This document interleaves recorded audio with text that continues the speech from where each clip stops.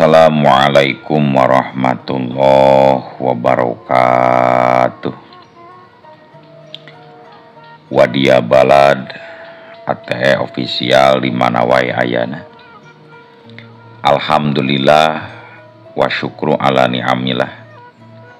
Kalawan diwuwuh ku qabul anu maha agung, dibarengan ku pang ijabah anu maha kawasa, diiring ku kadeudeuh ka Nyah Gusti anu maha suci, urang ayeuna dugi kadanget ayeuna masih kene tiasa ditepang dangukeun deui dina acara anu matuh kamemet urang sadayana.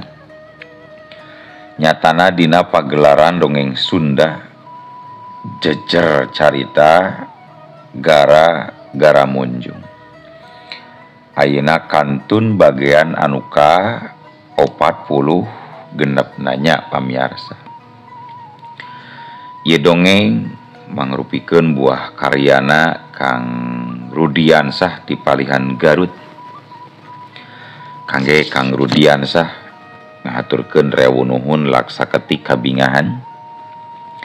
Rehna parantos ngintunkeun naskah sekaligus ngawidian mamang kangge medar ieu dongeng dina channel ATE official ieu.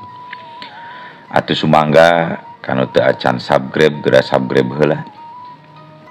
Ngarah langkung pogot sareng langkung sumangat deui ka si mamangna dina enggoning medar ieu dongengna. Nging hilap di like di komennya nu saseueur-seueurna. Lainna naon, mamang masok bingah kitu nya. Upami maosan komentar-komentar ti para wargi sadayana teh. Kalintang bingahna deui upami mah link video mamang ieu dipangeserkeun atanapi dipangbagikeun gitu. Seueur lah media sosial anu tiasa diangge nge-share atanapi ngabagikeun. Atuh ngarah teh nyangkolong tingkana waktos sumangga. Ayeuna mah urang lajengkeun deui dongeng gara-gara munjung bagian anu ka 40 genepna.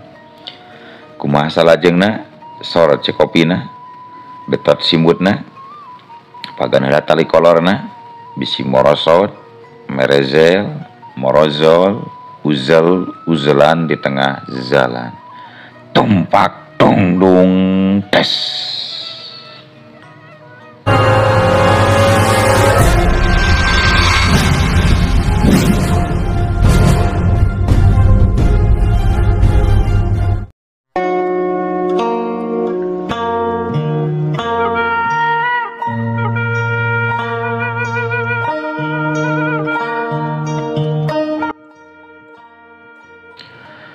Para wargi sadayana,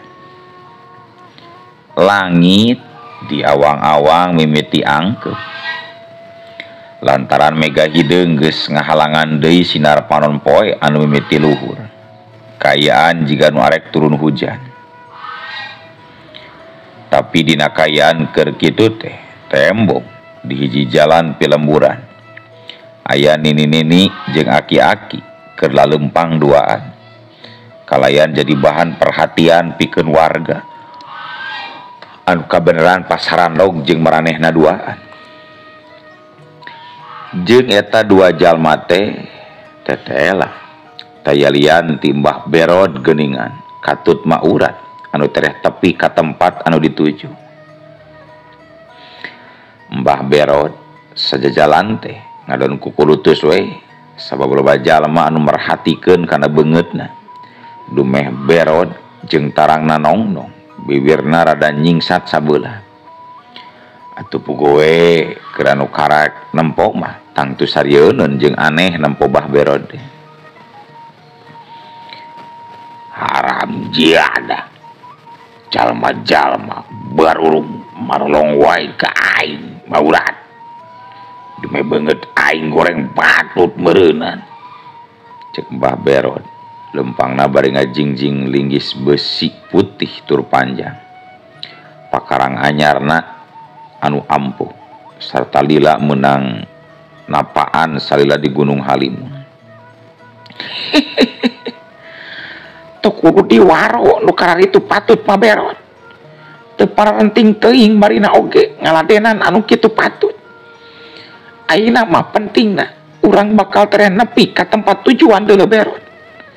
Satu tas saminggu di perjalanan leumpang di Gunung Halimun ngajugjuk ka wewengkon si Halimi. Nyanya Maurad, tetela di Gunung Halimun mah lila oge perjalanan teh. Beda jeung ka gunung gede deugeut.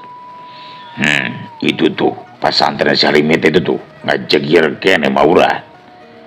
Malah jadi nambahan toaga wangunana oge direhab jika nama. Cek Mbah Beron nuduhkeun kana hiji wangunan anu tohaga. Bener pisan. Bangunan pasantrenna beda jeung baheula. Alus milik tah mangkluk teh. Ngurus pasantren aya kamajuan. Duanana harita pating garadig deui, leumpangna beuki gancang. Bangun teh capek tas lumampah jauh. Sedangkan kayaan di pasantren embong para santri anu salakola isuk-isuk keur ali istirahat jeung jarajan di tukang dagang anu matuh mangkalan di eta tempat.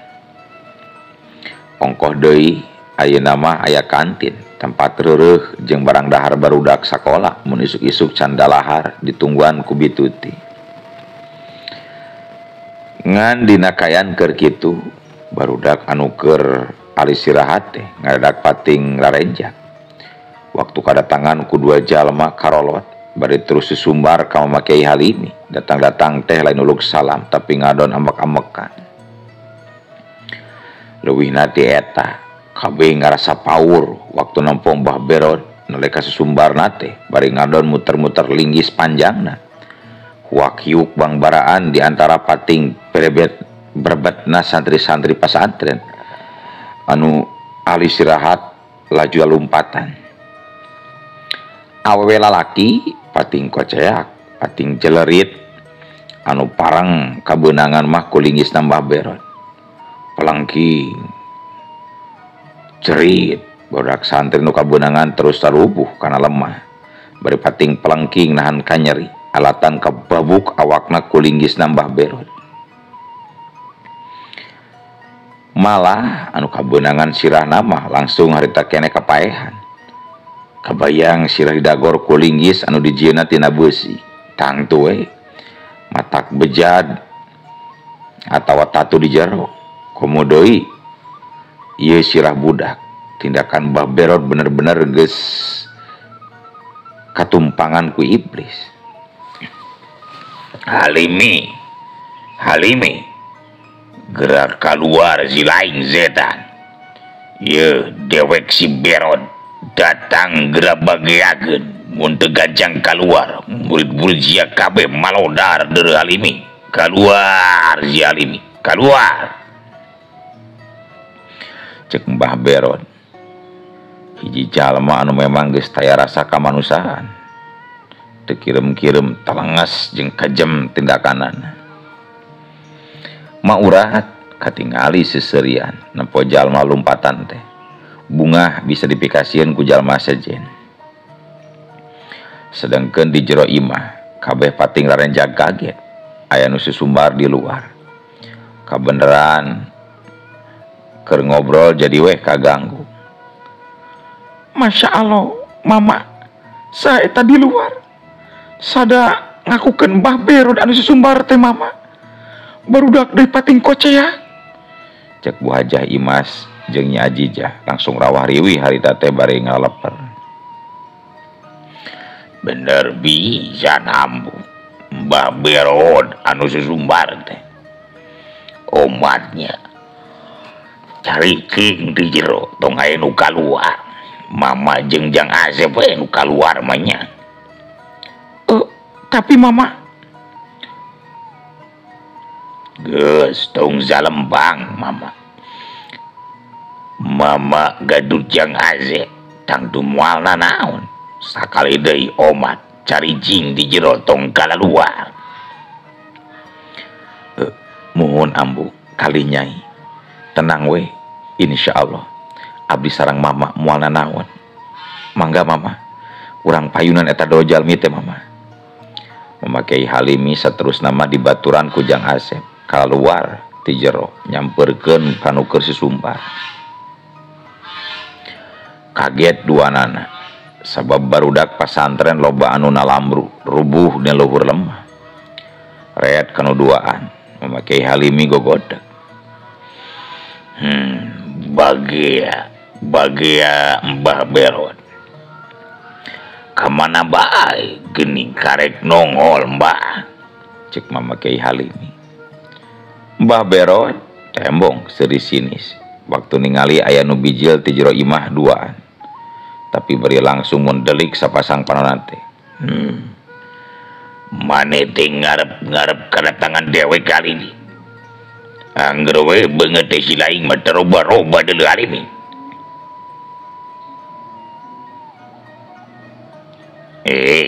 Komo we di tutungan mah Mbah. Di tutungguan ku kuring teh Mbah. Kuring teh sono hayang panggijeng Mbah. Hayang ngobrol bari ngadu bako nikmat geura Mbah. Goblok. Maki jeung ngomong hayang ngadu bako sagala jeung dewek sia mane teh Halimi. Ngalantur sia nya capek teh. Na teu kadeuleu ku sia eta murid-murid sia dalam buru Halimi. Nyanya. Nah, atuh ari Mbah nanaonan bet nyiksa barudak anu teu tua teu dosa. Kunaon ari Mbah ureu gadung. Cek Mama Kiai Halimi nembalan dina sikepna nu tetep tenang. Ieu Halimi dengikeun ku si lain. Dewek datang ka dia lain arek ngobrol atau hayang diajak ngadu bako ku si lain deuleu. Tapi dewek datang ka dia rek nyokot nyawa si lain. Dewek ieu datang duaan jeung maurat lanceukna mayarot.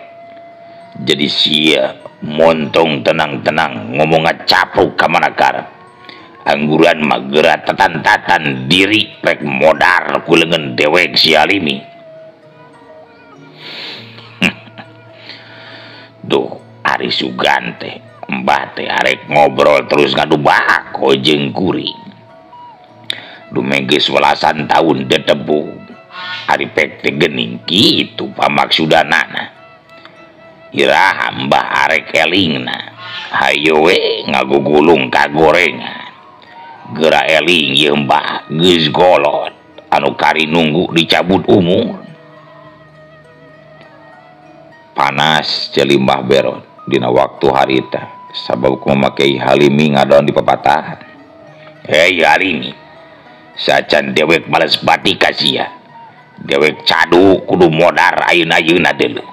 Jadi sia teh hak pikeun mamatahan ka dewek si Halimi. Cek Mbah Berot bari muncereng.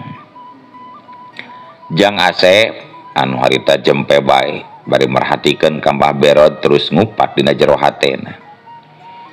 Oh, bener we. Ieu jalmana Mbah Berot teh. Sarua jeung anu sok kasawang ku diri aing rupana. Ngomongna oge meni kasar gari hal kitu. Goreng adat, goreng sopak. Asa ninggang kana kekecrek.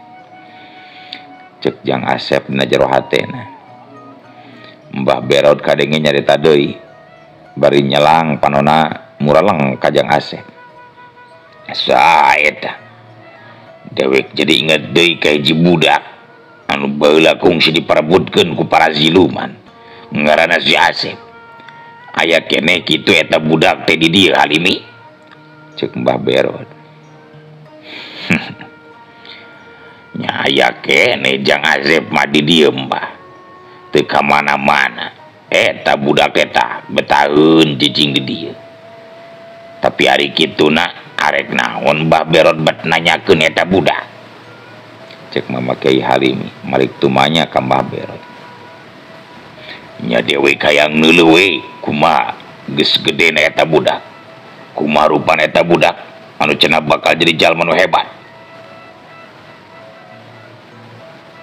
Saacan Mama Kiai Halimi anu ngajawab, Jang Asep kadenge miheulaan ngomong ditujukeun ka Mbah Berot.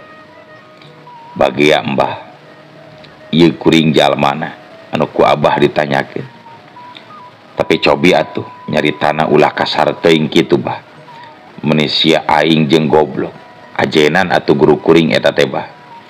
Pan Mbah oge geus kolot bakal leuwih ngarti kana tata krama jeung kasopanan Bah. Nyak deui beureum beungeut Mbah Berot. Dina waktu harita kasinggung ku caritan Jang Asep. Tapi gancang Mbah Berot seuri nyemputkeun semuna. Oh, bener eta teh si lain. Geus jebrogna mah geuning pantes. Kan hanjakal. Umur si lain teh bakal pondok. Sebab poe ieu mane oge sarua bakal modar ku antara leungeun dewek duaan deuleu. Cek Mbah Berot. Mama Kyai Halimi gogodeg. Angot kaget ku talajak Mbah Berot anu beuki ngaco bae dina ngomong jeung tindakanana. Mudag-mudag nyawa batur pikeun dibinasa. Beuh, ari Mbah Berot urusan nyawa manusia mah aya nu ngaturna tumbah diatur ku nu kagunganana. Sedengkeun ari Mbah apanan sarua manusia jadi taya pisan hak pikeun nyabut nyawa jalma sejen. Jadi sanajan di kuma-kuma oge tetep we bakal hirup Mbah. Jadi si lain tetep percaya mun poe ieu bakal modar ku leungeun dewek jeung kumaurat. Kade poho si Halimi. Dewek boga dendam pribadi ka maneh teh deuleu Halimi. Jadi sakuduna si lain modar ku leungeun dewek si Halimi. Ai nya ari geus waktuna mah kuring duaan kudu maot ku leungeun Mbah katut kumaurat minangka syariatna. Heug teh teuing. Teu ngaboga-boga kula mah. Ngan mun gagah berarti kuring duaan can waktuna kudu aja. Kitu tambah. Duaan teu cukup ngan duaan wungkul ketang Halimi. Anu kudu diperenan poe ieu teh. Lain duaan wungkul tapi sakabe pangeus ieu pasantren kudu ditumpur ludeskeun teu meunang aya nu nyesa. Kaasup keluarga maneh deuleu Halimi. Ai atunya ulah dibabawa jalma lian mah. Sabab anu sejen mah teu nyaona naon. Sedangkeun Mbah ka kuring mah geus puguh aya dendam ti baretona.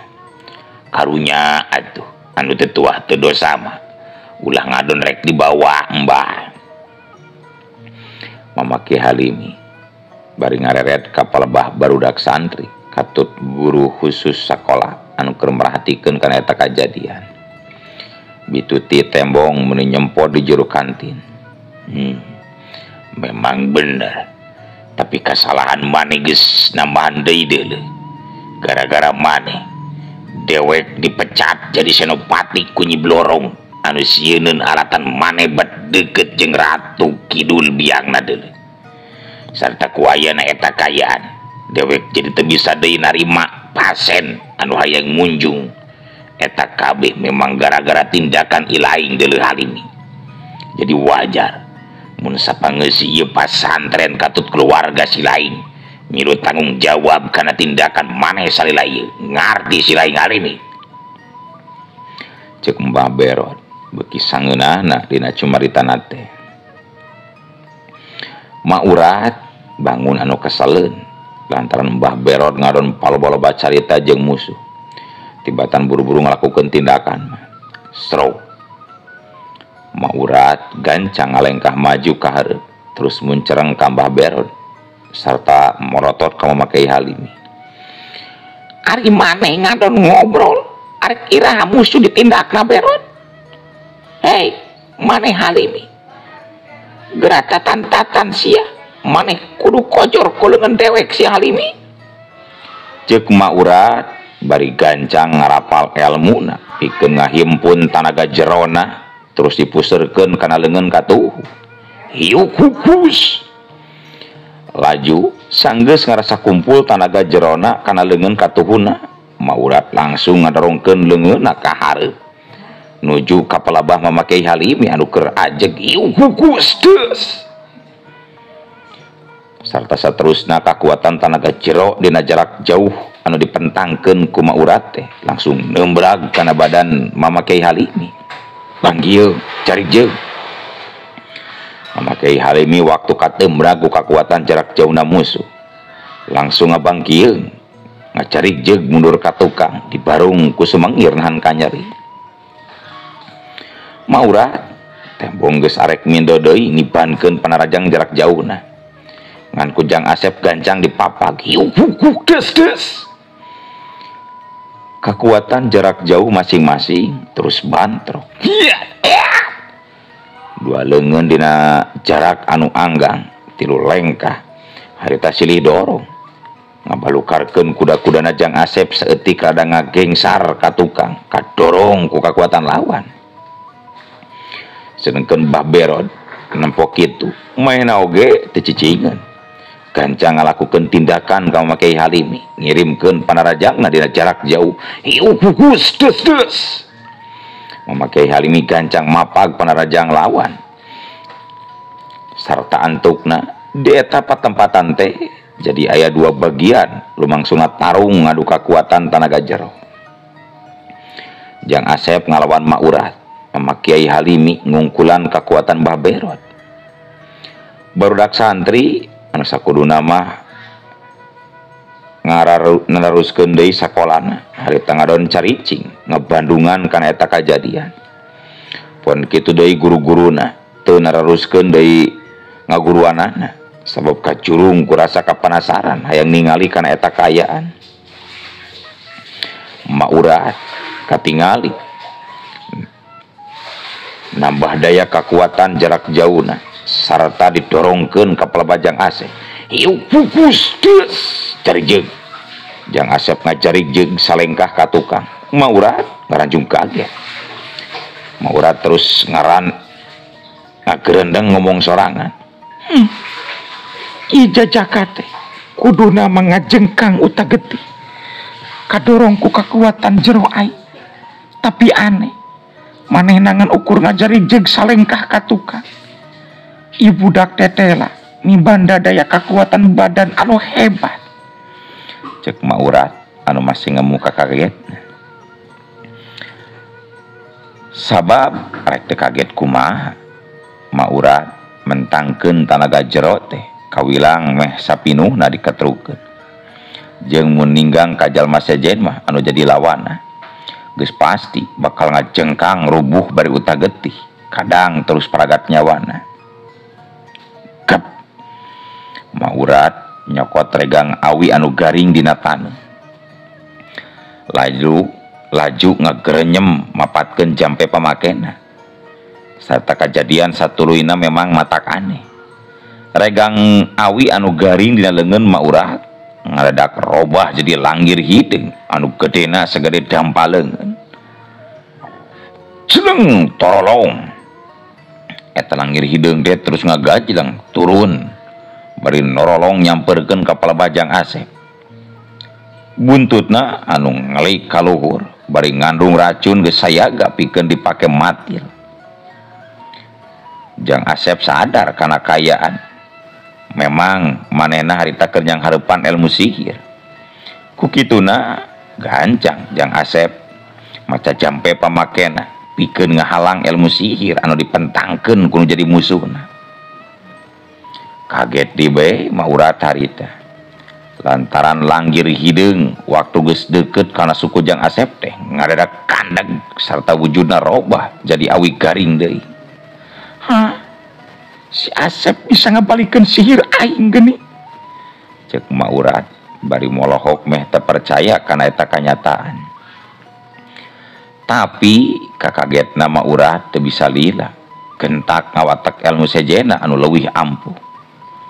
Red beheung Jang Asep ret karasa beheung Jang Asep asa aya nu nyekek bari awakna ngangkat ka luhur nuturkeun gerakan leungeun katuna Maurat anu saolah-olah keur nyekek beheung Jang Asep ti kajauhan. Ambu Haji Imas jeung Nyi Ajijah anu kapaksa keluar ti imahna milu nyaksian kana eta kajadian duanana jadi pada salempangeuna keur hatena. Sok inggis mamakai Halimi katut Jang Asep nandangan cilaka. Memakai Halimi harita teh memang masih keur perang kekuatan tenaga jero jarak jauh jeung musuh. Bari kayaan mungguh imbang tarungna teh. Hiu kukus des. Aduh, tarik deug cari jeug. Mamaki Halimi jeung Mbah Berot jadi pada ngahanju serta mundur ngacarik jeug ka tukang sabaraha lengkah. Nalika masing-masing dadana kateumbrak ku kakuatan musuh sakali sewang. Jeung teu karasa tarung teh cukup ngahakan waktu anu lumayan lila. Duanana geus pada ngalancar ngalucurkeun kesang tina tarangna. Sedangkan Jang Asep harita teh kur bisa lepas tina cangkreman musuh anu nyekek beheung ti kajauhan. Allahu Akbar, hiudeus Korea kedebut dari deug. Jang Asep eta ngagerot tarik bari dua leungeunna metak seolah-olah megatkeun tali anu meungkeut kana beheungna. Sarta kejadian saterusna Jang Asep lagrag awakna kana lemah. Sedangkan Maurah tembong ngadalig deug bari paromana beuki ngemuka kaget. Sabab Jang Asep tetela bisa ngalepaskeun diri tina cangkreman panyekek jarak jauh. Cag tunda anu keur tarung kocapkeun di tempat sejen. Harita teh di sisi lemburan di mana loba tatangkalan anu rajeg tembong. Aya lutung hideung anu keur gugurayangan di antara dahan-dahan tangkal anu gelede jeung jarangkung.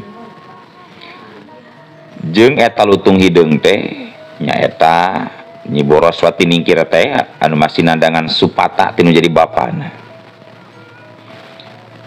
Reg eta lutung hideung teh eureun di tengah jalan. Tidak juru panona aya anu ngalembereh mangrupa cimata kasedih. Nyi Boroswati Ningkir memang keur sedih harita teh sabab poe ka poe manehna toleh nyaksian Jang Asep deukeut jeung Nyi Ajijah. Hatena panas timburu jeung sedih lantaran cintana ka Jang Asep tetela jelas ambon sorangan. Ama, abdi tos teu kiat ama. Hukuman abdi di alam manusia janten lutung teh tos walasan tahun lamin ama. Tapi nah ieu mana abdi bet nganteng bae Kakang Asep anu ayeuna ngadon caket sareng hiji istri putra kiai. Abdi tetela teu tiasa poho Kakang Asep ama. Deui amanah betara nguping tur teu ngawalor kana jeritan manah abdi ama. Ieu abdi ama, abdi hoyong mulih ka nagara ama. Cek Nyi Boroswati Ningkir anu masih dina wujud lutung hideung batina terus sasambat deui kanu jadi bapana nyaeta Raden Purajagat. Lutung hideung laju turun tina dahan tatangkalan gek diuk ngajemprak dina luhur batu gede. Jeung eta kayaan teh sabenerna mah diawaskeun ku patih gulung-gulung anu sarua dina wujud lutung. Kalayan salila ieu memang masih sok nutur-nutur jeung ngawaskeun kana kalakuan lutung hideung jalmaan Nyi Boroswati Ningkir ti kaanggangan. Kalayan tanpa kanyahoan kuno anu dituturkeunana. Patih gulung-gulung batina galecok bari ngupat Nyi Boroswati Ningkir anu keur ngalamun ngumbar kasedihna. Duduh deui Nyi Boroswati Ningkir. Hidup pasti beuki tambah sedih jeung nalangsa. Sebab lalaki anu dipika cintana ayeuna geus boga calon pamajikan. Aing kudu gancang balik heula ka nagara kieu carana mah. Pikeun mayun ngadeuheus ka Kanjeng Raja sarta mere laporan ngeunaan putrina anu nuju lara Tunggara. Antosan Nyimas, antosan. Paman Patih denget ayeuna saja mayun ka Tuang Rama. Sarta rek nyuhunkeun kawijaksanaanana supada Supata ti Tuang Rama kasalira enggal dicabut. Cek Patih gulung-gulung bari les sirimna ngaleungit mulang ka nagara siluman genderuwo. jeleng ngadadak harita jirim Kipati anjog kahareupeun lawang saketeng sarta ganjang dibagiakeun kudu ngajaga panto gerbang karaton bari nyembah ka Pati Gulung-Gulung laju mukakeun panto gerbang sarta gancangna carita Pati Gulung-Gulung laju lempang asup ka jero karaton sejang ngadeheus ka raja para genderuwo tur sanggeus nepi ka jero karaton brak Pati Gulung-Gulung deku laju nyembah hareupeun Raden Purajagat anu keur tiuk dina kursi singgasandana kalayan dibaturan ku permaisurina nyatana Ratu Kilat Permata. Raden Purajagat nempo kadatangan Pati Gulung-Gulung gancang ngabagiakeun tapi tina kayaan keur kitu nah atuh ujug-ujug uluh waktosna kabujeng seep wadia balad ATE official keun atunya ieu dongeng teh urang cekapkeun we heula dugi ka dieu insyaallah enjing pageto urang lajengkeun deui sakalian urang namatkeun nya ku kitu ku kieuna mamang saja amit mungkur amit mundur ti payuneun para wargi sadayana hayu assalamualaikum warahmatullahi wabarakatuh.